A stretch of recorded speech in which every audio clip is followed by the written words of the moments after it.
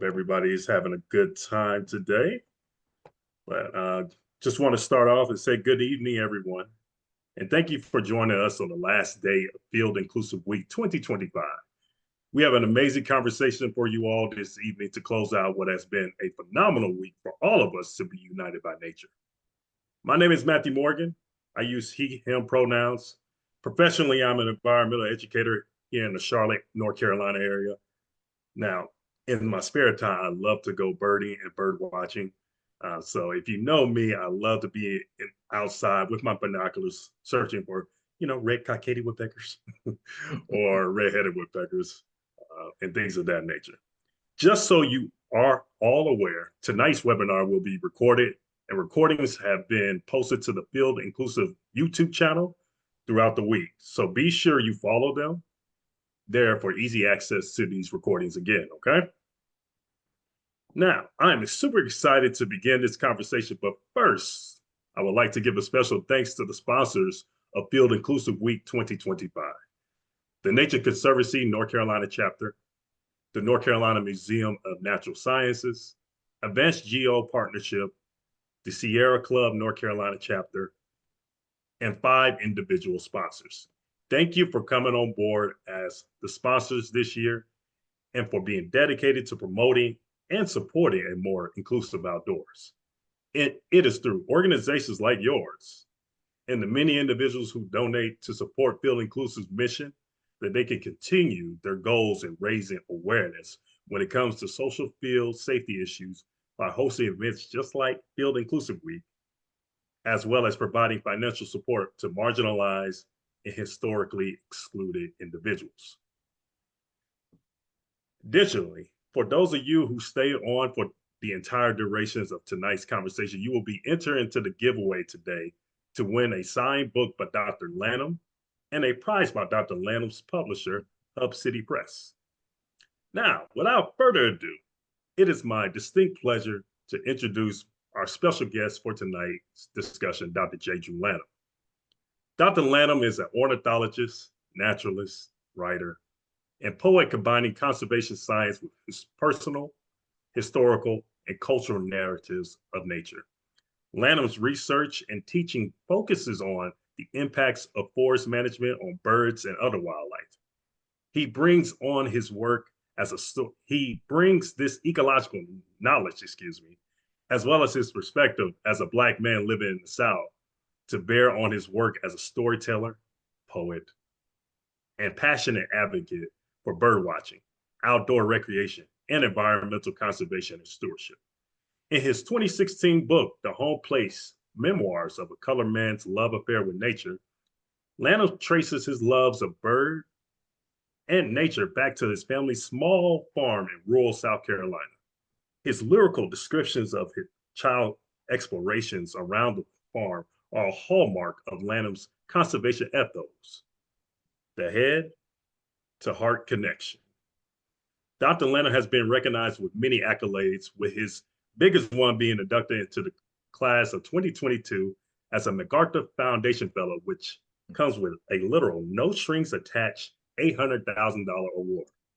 Now, I have called him the GOAT in the past, although he finds it very, very funny. I think his children found it funny when he told them that I said that he was the GOAT. But I just want to extend a special warm welcome to Dr. J. Drew Lanham. How you doing, Dr. Lanham?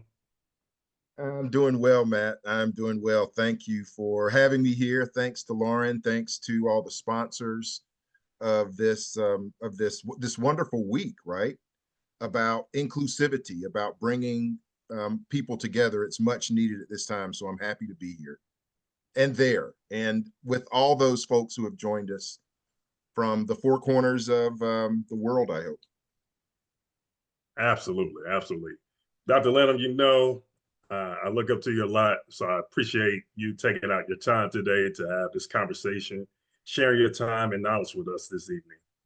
So I'm excited to have this conversation about, the well-known member of the bird world, John James Audubon, and discussing the art, nature, and controversy of him, of his being. Yeah. So I'm excited to discuss with you, see your insights, and looking forward to, you sharing your thoughts on this topic this evening. Now, Well, for go ahead, Dr. Lanham. well, no, I was just going to say, Matt, again, thanks. You know, to have this platform with you and to have conversation about um, the past that informs who we are now and who it is that we hope to be is very important. So I'm looking forward to this. Absolutely. Absolutely. Now, for all of our audience in attendance, Dr. Lanham and I will have a conversation to some pre-prepared questions, and then he will read an excerpt from his piece, What Do We Do About John James Audubon, that he wrote for the National Audubon Society. If you have not read that, it is a great piece. I read it. I thought it was awesome. We will then leave about 15 to 20 minutes for audience Q&A.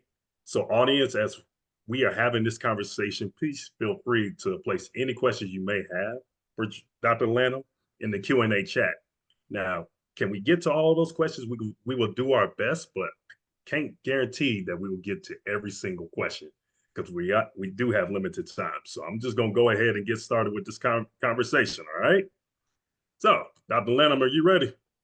I am ready, Matt. All right, all right. Let me crack my knuckles a little bit. Let me crack my neck a Let's get to work. little bit. So, Dr. Lanham, considering the debate around Audubon's racial identity, how would his legacy be viewed if he was widely known as a person of color? Will ornithology be viewed the same way if it was widely accepted and or known that a person of color was the father of it? Wow, Matt, great question, right? You know, I first want to say again, and thanking everyone for being here.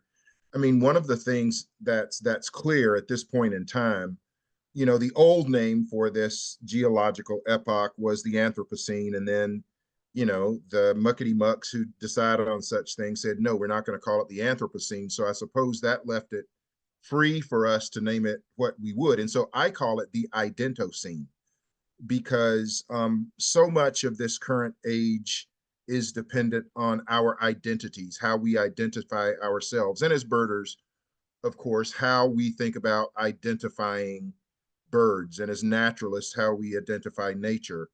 So that question of how Audubon would be viewed or how ornithology would be viewed is really important if we were to change the identity, right, of or to illuminate rather the identity of John James Audubon.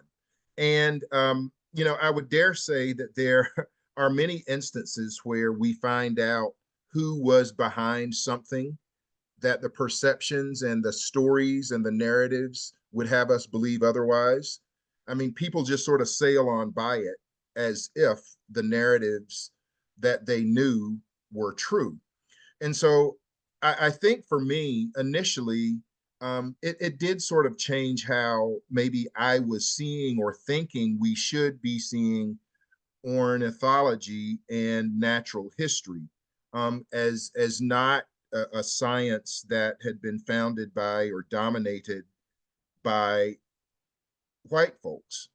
Um, but then I think we have to do a little more digging because here when we begin to understand who Audubon, who John James Audubon truly was, whether his parentage was of Haitian extraction and he was of mixed race as they believe in New Orleans, and some of his biographers deny that Audubon chose to be or not to be a black man is a little immaterial to me because he chose to enslave people. And so in that way I have to color him with a different marker, right? And so in that instance I have to say black or white or some designation in between. I have to color this person with an H in part because he chose to see those like you and me as less than human. And so that begins to take the conversation to another place of not just how we identify by our appearance, but how we identify by our behavior. And so in that instance, Matthew, I took it to this other level. And so how do we feel about all of these people who were great naturalists, bird watchers, genius artists, who founded maybe ornithology or other disciplines, but they chose not to be exemplary human beings or even caring human beings, that they chose to denigrate um, Black people, that they chose to denigrate indigenous people, that they chose to be misogynists. How do we see those people beyond the cast of their color? And so I think that is what has concerned me more than being able to say, yeah, he was a Black man. It has concerned me that folks have said, well, you know, he was just a man of his time. He was just sort of falling into society, when in fact there were many people who did not fall into that hateful sort of hole. You know, one of my favorites, of course, is Henry David Thoreau, a well-known naturalist who was also an abolitionist, who knew right from wrong in that sense, who was a contemporary of John James Audubon. So, Matthew, to answer your question again, I think it would have changed the track of ornithology minimally for him to be defined as Black, because I think he would have somehow been whitewashed into what people wanted to perceive him as. It's like Alexander Dumas, right? Um, and hardly anyone knows that this was a Black man. So in these ways, the identocene that would have us just see you as a Black man or me as a Black man or someone else as who they are because of their skin color, but they would know nothing about us. So it's important for us to peel back that skin layer and to really understand who people are before we sort of heroically claim and give them that card, you know, and understanding that, because everybody that's got my skin ain't my kin, as they say. And so to go that direction, I think we need to dig deeper, just than just skin tone. Dr. Lanham, you got to repeat what you just said in terms of like all Black folk, all skin folk. Can you repeat that phrase again? Well, I mean, as you know, I'm lifting this from so many people, right? But it's everybody with my skin ain't my kin, and so in that way, and I am proudly a Black American man, but I want folks to understand that when we look at the complex nature of history, Mm-hmm. right? That I can find people of many hues who've done horrific things. In the case of John James Audubon, had his skin color been impeccably rich obsidian, right? But that if he chose to treat his fellow obsidian skinned or um, whatever skinned, cocoa skinned brethren and sisterin as beasts of burden, I could not have seen him proudly as a Black man. I would have seen him as a horrific man who was Black, right? And so in that way, I want to sort of lift the burden, so to speak, Mm-hmm. of identity so that we can see more clearly. Now, that is not to say that I don't see race and ethnicity as critical factors in our existence, that racism doesn't exist. That's not what I'm saying. But what I'm saying is that as I learned who Audubon was, and what I invite people to do is really, as people look at pictures, they look at the beautiful paintings that John James Audubon produced, that these lifelike these lifestyle poses of birds that he produced in that way were absolute genius. But genius and a maniacal nature are not mutually exclusive. I invite people to turn the pages over or to look at his ornithological biography And then you begin to see who John James Audubon was, but beyond how he painted, and what he painted. So I think that is analogous. That's the metaphor for lifting the skin. Turn the page, read the words. Don't just look at the pretty pictures, but read the words that he wrote. And as I write in this new work that I'm doing on John James Audubon, one of the things that I say in this book is that I'm sort of reading John James Audubon his Miranda rights. Anything that he has said, I'm using in my case to prove my case. So in that sense, Matthew, I think that ornithology probably would be minimally changed. But I do think that it bears looking at the people that we call heroes more deeply than who we may call them by some racial construct. Awesome. I mean, I remember just having a conversation with my dad. You know, you don't want to put too many people on a pedestal, because when you Absolutely. do that, you blindfold yourself from their, you know, their actual human side, because we're all human.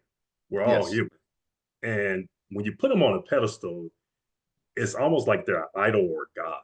And you completely just disregard any of the negative sides that they have. And that's just not right at all. So I greatly appreciated your answer, Dr. Lamb.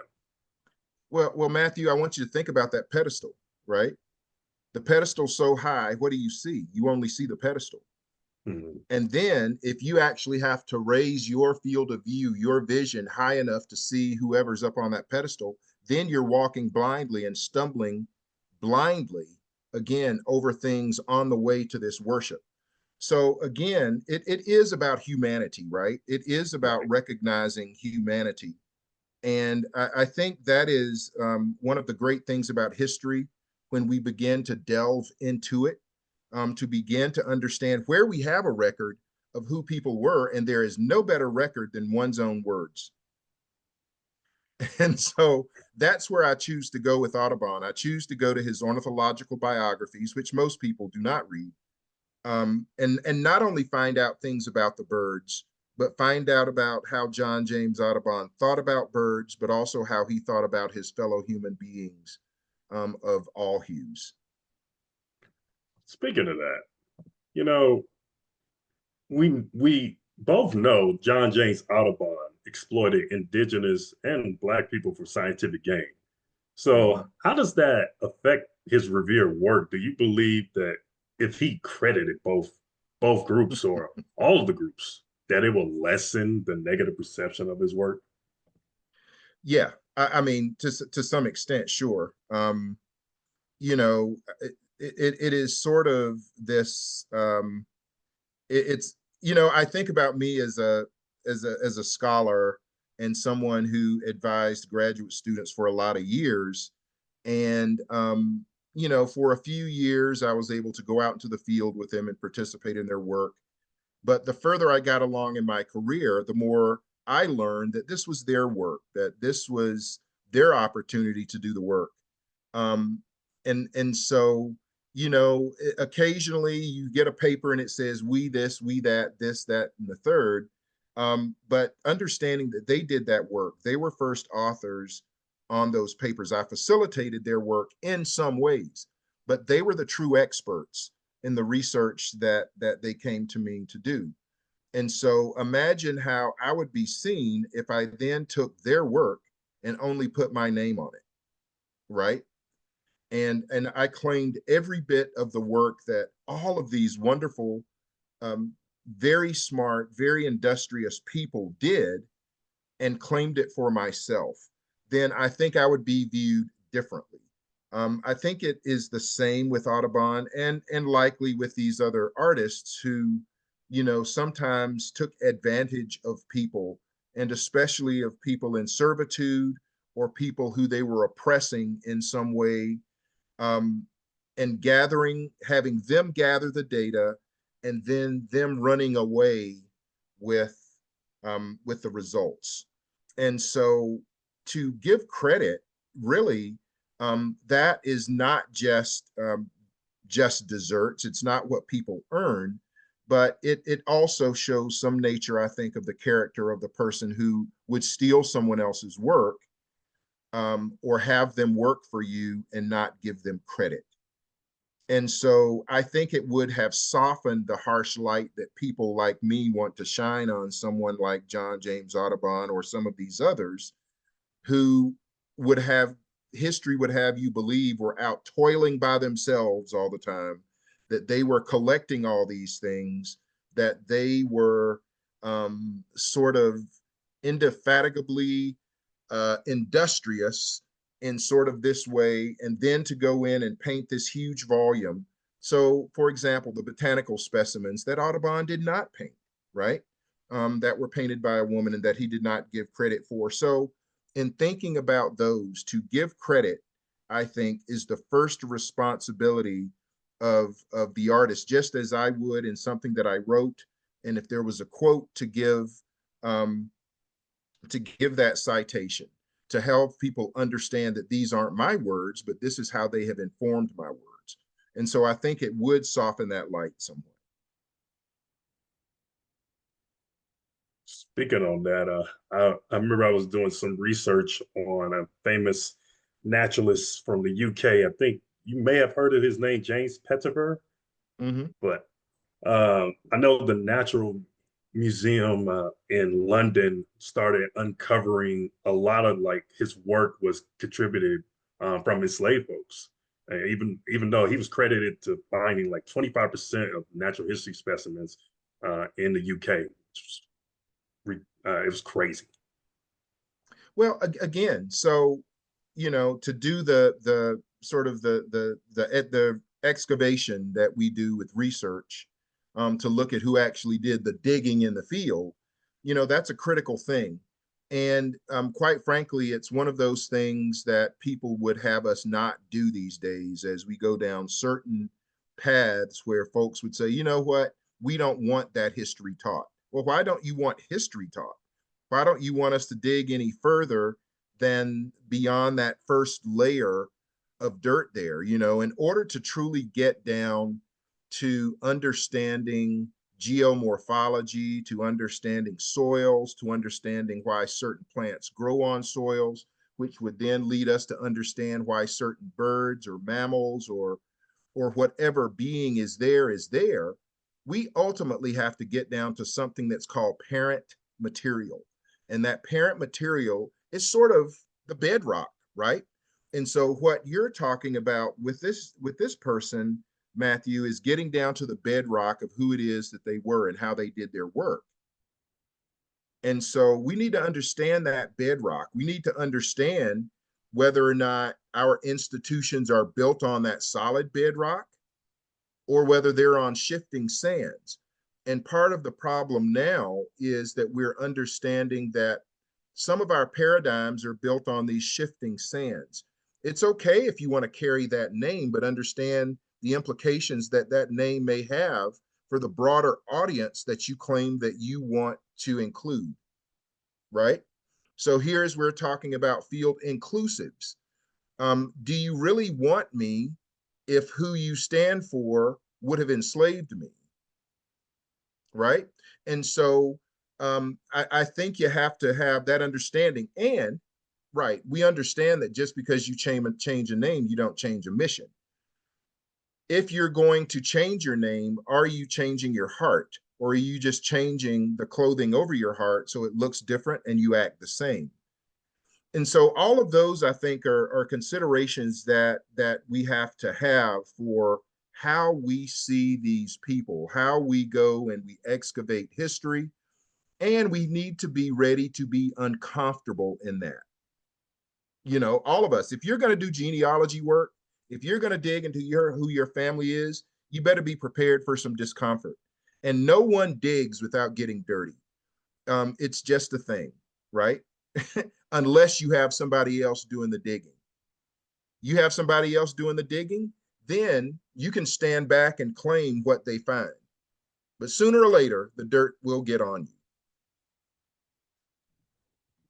That's actually an awesome segue into the next question that I have you, because it when we having this conversation about John James Audubon and understanding, like, kind of taking ownership and responsibility over, you know, when we dive into the history of things, uncovering, the not so nice side of many of these historical figures.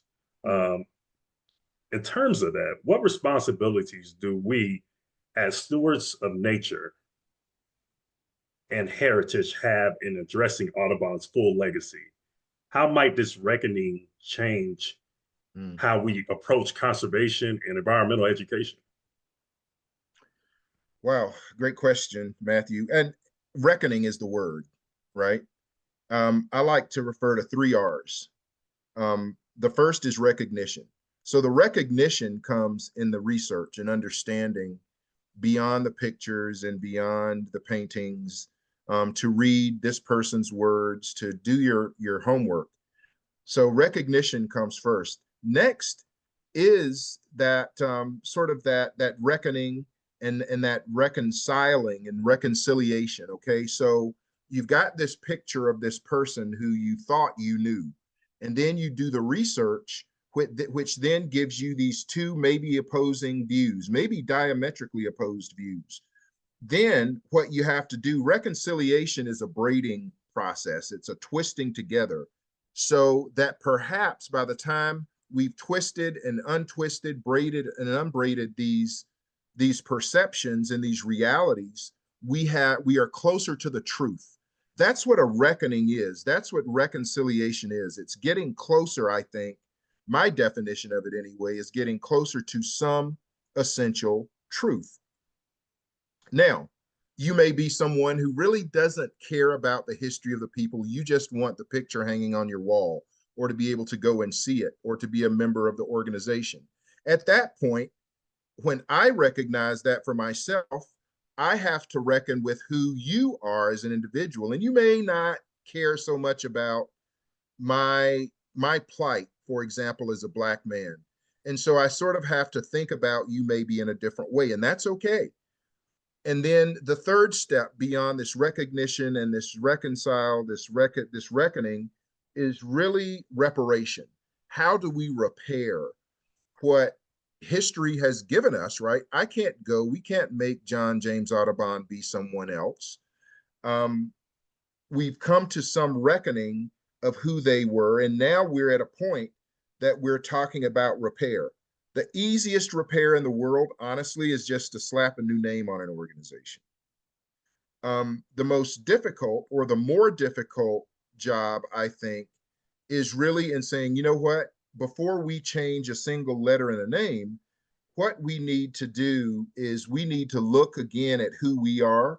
We need to back out of the repair, reckon, come to this reckoning of who it is that we are, and then to repair it, maybe we write a new mission statement. Maybe we have a new vision that includes more than the people who have always been included, who are sort of, the choir that we've always preached to, and we've not gone out, right, of the temple into other places to pull other people in, or to go to where they are and understand how they might be worshiping nature.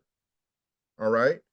So that repair, to me, in part of our duty as stewards, Matthew, is really not just to try to pull people into a quote unquote paradigm of perfect nature study that's existed because John James Audubon did it, or because John Muir did it, or because Gifford Pinchot said it, but really to begin to look and say, well, you know what? Yeah, those folks are outdoors doing their thing. They're seeing nature in their way. And maybe they're calling a cardinal a red bird, but they're recognizing the difference between this red bird and this blue jay. And there's an understanding that they have about nature that maybe I don't have. So how do I meet other people who don't have my construct of nature to understand their construct of nature? And then we can begin. We've got these two views because we've recognized that other people might see nature differently. then we can begin the reckoning and reconciliation. And then that can lead to some greater repair. So our job really as stewards, I think, is not just thinking about nature and how we can create habitats and maintain habitats and stave off extinction. I think the harder work, quite frankly, is the people work. The harder work is taking the feel guide, the FEEL guide that we have in our hearts, and moving that outward. And when we move that outward, we begin to open up, I think, our field of view and to see a broader vision of what can be. Man, I mean, just listening to you, I mean, it it gets me thinking about certain ways that I have to do my own reckoning Mm. in my own professional life and my social life. So I appreciate your answer, Dr. Lanham. Would you? I mean, it's. I would love to. We would love to hear an excerpt from your piece. What do we do about John James Audubon? If you would like Sure. to share, audience members, we will post a link to this excerpt so you can follow along in the chat. Okay. Thank you, Matthew, and thank you everyone for your patience and listening. I think where I'll start here and read for a few minutes, Matthew. It's past this introduction, right? Just sort of everyone knows, I think, who John James Audubon was. But I'll sort of begin and pick up to this wonderful segue that you gave, asking about history and sort of this reckoning. Historians continue to debate Audubon's blackness. But for the sake of current argument, let's just say the birding icon who wasn't who he appeared to be. What if he was really just good at passing, being a black man of passable whiteness such that he was able to travel around 1800s America without pause or fear? Look at paintings of Audubon, some of them selfie portraits. I think that John James would have loved cell phone cameras. And he's as robust, courageous, and white as any wilderness explorer ever was. An aquiline nose and sun-flushed face, always peering into whatever wild place he would next venture to watch, kill, paint, and eat some birds. Audubon was a master at marketing his own image and by all accounts sought to distance himself from any ideas about his background that would taint his privileged skin.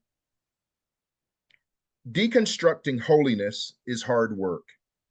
As I made the speaking circuits over the next few years after my understanding of who Audubon might have been, as I led and talked about bird science, but also tried to connect the dots between conservation and culture, I began to float the idea of Audubon's questionable heritage. What about holding him up as a multiracial role model, I asked. After all, there was a Black POTUS and a Cablinasian golfer who found widespread acceptance and acclaim. There seemed to be a different standard for John James, though. The first time I posed the question at a meeting in Arizona, I could almost hear the squirms. There were plenty of other issues to dredge up that dealt more immediately with making birds more colorful. Why this? A couple of people got up and left. Maybe their parking meters were running out, but the tone in the room changed. I was amped up by it. I had no definitive answer to the question I asked. I dropped it as an exercise in heuristic exploration, one that might begin to open some binoculared eyes to larger questions of identity and inclusion. I asked again at talks all over the country, anywhere I had an audience. I wanted to gauge attitudes of acceptance, or at least open minds. The question isn't just about Audubon's identity, but our own. Who are we as a culture, as a bird-loving community? Now, for years, I had assumed that all the hybrid cars at birding festivals with leftish-leaning bumper stickers meant I was in a world of allies who would understand the struggle of Black people. I know better now and cast these assumptions aside to understand more realistically who we are, a subset of the whole. As we tear down monuments that deserve to be dismantled and hopefully melted down and cast into monuments of truly heroic, not perfect, but heroic people, What difference would it make if an ancestry test revealed the taint of sub-Saharan African in John James Audubon? Would the great egret flying proudly white on the emblem of the national organization have to be changed to something less white, perhaps a common raven or sooty tern? Would those birders who left the room where I made such audacious mulatto claims come back in? And does the possibility that John James Audubon may have been a man of mixed race give him a pass on his racism? No. Racists do not get passes because of identity confusion or historical context. None. I do not believe perfection should ever be the standard, but I know we can do better. The public watches unarmed Black people being killed and assaulted daily in high def and the protests that ensue. Meanwhile, there are counter-protests, riots, and attempts to deconstruct democracy by white people who would just as soon have those same Black people remain in a certain space. Almost all of this is rooted in a history that Audubon witnessed near the apex of its horrific turn. He chose to watch birds and be inhumane. What choices will be made now by conservation organizations? Will there be excuses of context to brush over with paint the truths that need to be revealed? Seeing beauty and advocating for justice are not mutually exclusive acts. I would argue that one can feed the other powerfully. Perhaps that might appear in a mission statement somewhere. So that's sort of at the meat, I think, Matthew, of that essay. Just this whole idea again of how we started this conversation. That ultimately it comes down to what's within. So if we see the name of an organization as its skin, the heart is the mission statement, right? The vision and how it goes forward. And that's what I encourage all people to do. I will tell you, there are a lot of great organizations out there, but I think about, organizations like the NAAEE, North American Association for Environmental Education, which I know you're familiar with, and my friend Judy Browse and all the work that's done there. I think about the Leopold Foundation. I think about the hard work, not always pleasant, right? As we sat around tables and tried to come to this reckoning of who it is that we were and who we wanted to be to a larger audience. And so in thinking about those kinds of organizations, I'm now very careful about who I join. I'm careful about how I just look at the skin before I go in.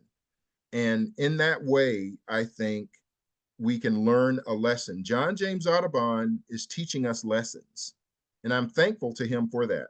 No, I have not burned all of my Audubon books. I'm certainly not going to burn my one original Audubon print. No, I'm not going to do that. But I do look at that, and I know behind those brushstrokes, behind those pages, was a flawed human being. And looking at his work helps remind me of that. I mean, when you were saying what you were saying about how you kind of make sure that you kind of pick certain organizations not by their actual skin or their, just their face value. You go Mm-hmm. deeper into ensure that this organization aligns with your not only your work but also your morals as a human. And so Yeah. I greatly appreciate that because I think a lot of us kind of lose sight of that, to be honest, even myself, because especially when you see like a big name organization that may be supporting you, you're so excited. But then after diving into the depths of that Mm. organization's history, then you uncover some things that may not be so pleasant. So you have to make a conscious decision whether, hey, I acknowledge this and I go for it, or I acknowledge this, I don't go for it, or I'm gonna be completely blind. I'm just gonna be completely blind to it. So I greatly appreciated that comment because I need to do, in my humble opinion, a better job as a professional and as just in my free time, just to look at each organization one by one. Well, Matthew, I tell people, I think about grassroots, right? I think about starting close to home, and one of the things that this platform gives us an opportunity to do, of course, is to see people in other places doing other things. And I've had an opportunity to be involved with lots of great organizations, but I think about these smaller organizations. I think about the Seneca Park Zoo, for example, in Rochester, New York, and I think about the work that Pamela Reed Sanchez has done there, for example, with urban ecologists, right?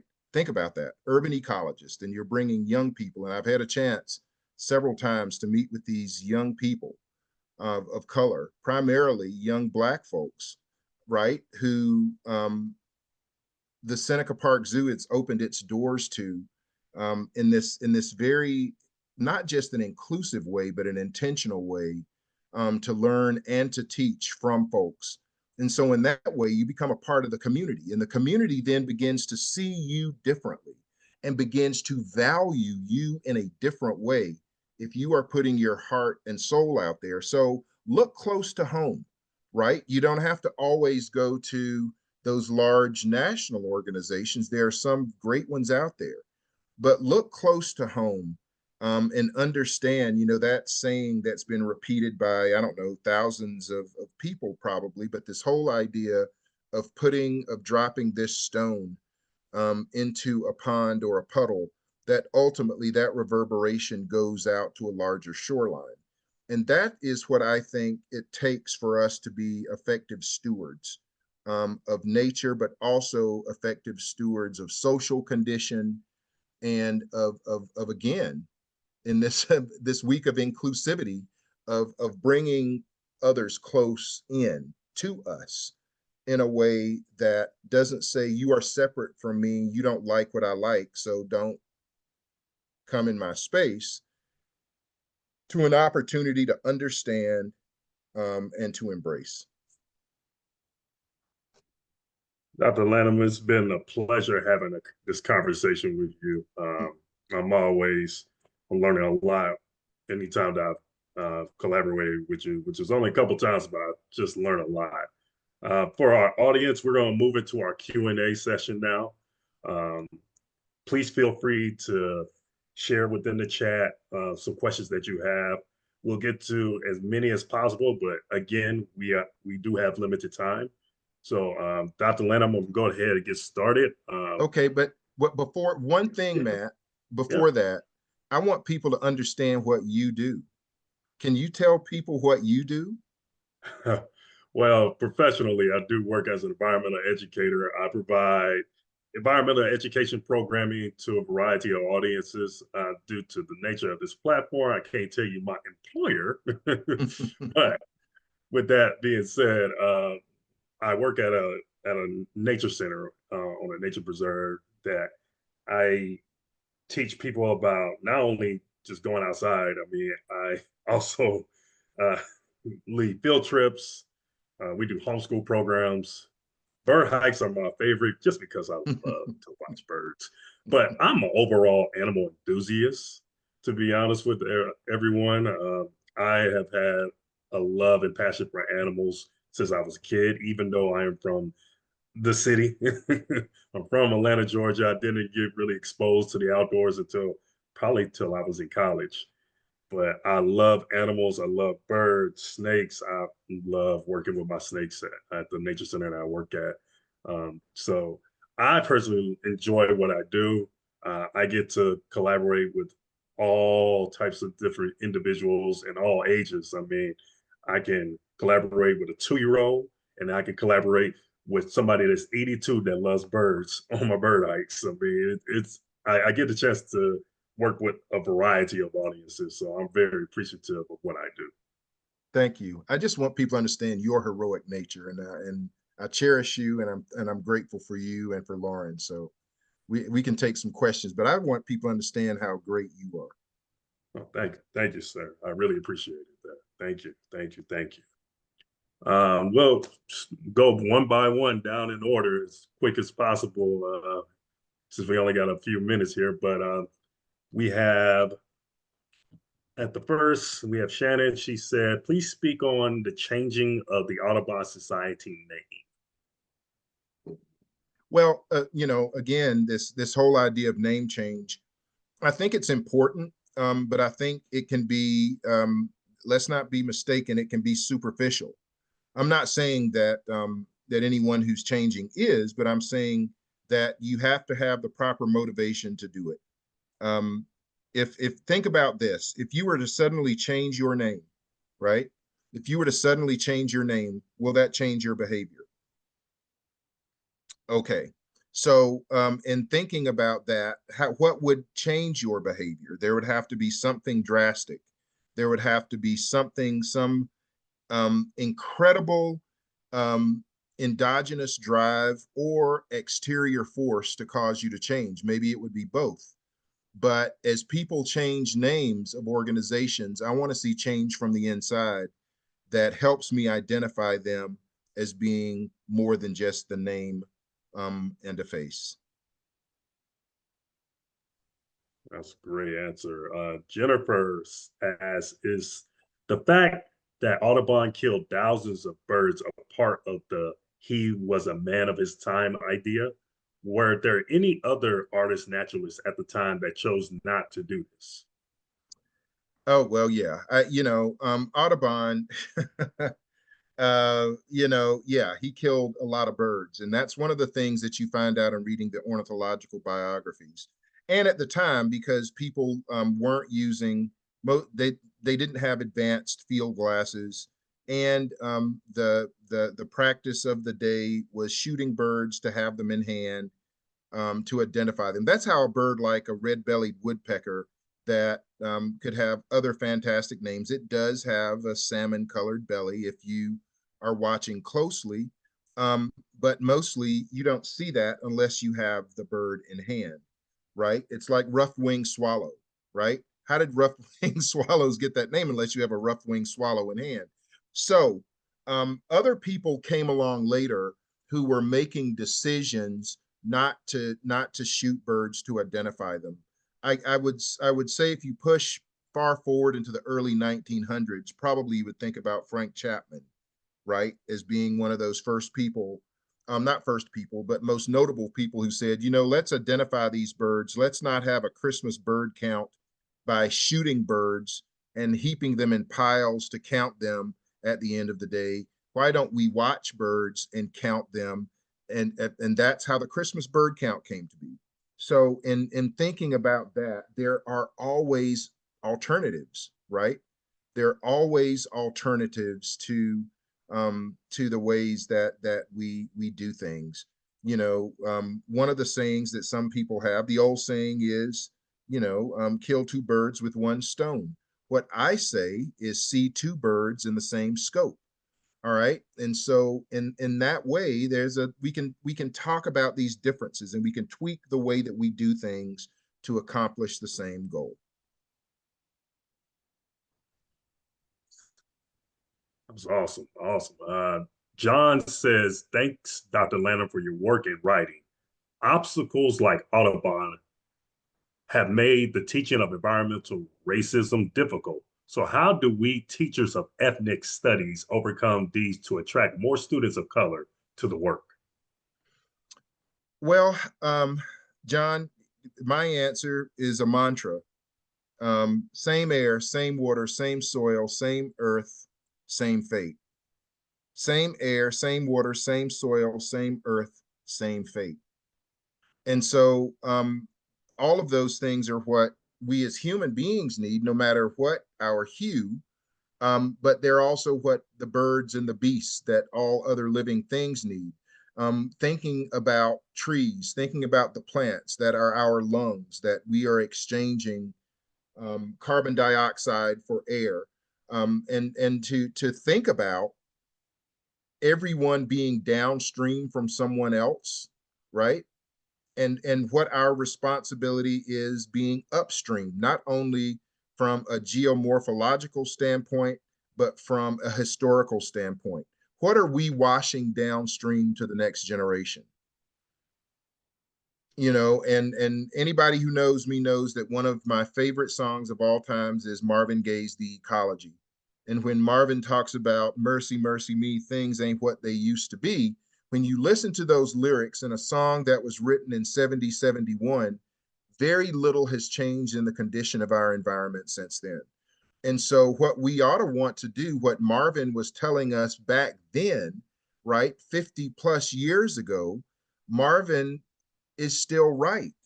So I want to prove that brother wrong. I want things to be better than they used to be, right? I want us to go to some better condition. So I think in an ethnic studies class, in an environmental studies class, to have that mantra of same air, same water, same soil, same earth, same fate, and to understand our shared plights, not only with other human beings, every human being, but every other living thing, to understand that we are exchanging air for air with trees, that we're all interconnected in this way.